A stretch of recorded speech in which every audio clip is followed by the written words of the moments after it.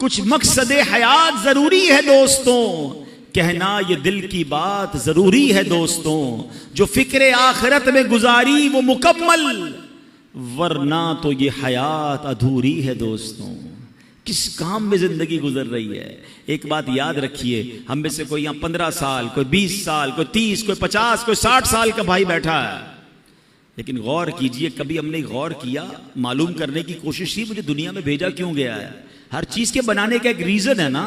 آپ کے کئیوں کے سر پہ ٹوپی ہے، ٹوپی کیوں بنائی؟ سر کو ڈھانپنے کے لیے۔ لباس ہے، کیوں بنا؟ کپڑے پہننے کے لیے۔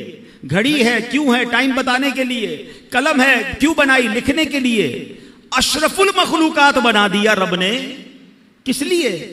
پتہ ہی نہیں ہے کہ میری تخلیق کا، مجھے بنانے کا مقصد کیا ہے۔ اور ایک اور سوال میں کرنا چاہوں گا، آپ کے جیب میں قلم ہوتی ہے، جب تک لکھتی ہے کہاں رہتی ہے؟ جیب میں، سینے کے ساتھ۔ لکھنا بند کر دے، ختم کر دے، پھر کہاں جاتی ہے؟ ڈسٹ بن میں۔ مقصد ختم ہو گیا نا، اب اس پین کا حاصل کوئی نہیں ہے۔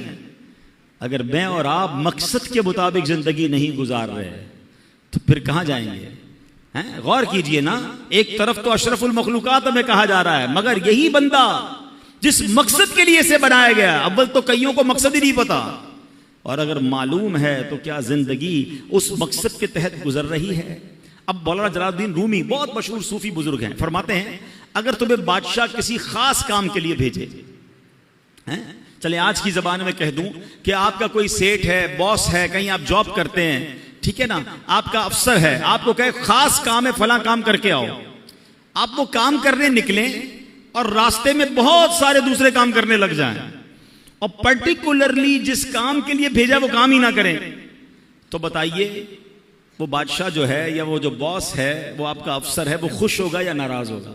کہ بھیجا کس کام کے لیے تھا؟ آپ کے سر وہ اس کو چھوڑے باقی بہت سارے کر کے آیا ہوں۔ بھائی اس کے لیے تو بھیجا ہی نہیں تھا، جو کام کرنے بھیجا تھا ادھر گئے ہی نہیں، وہ کیا ہی نہیں۔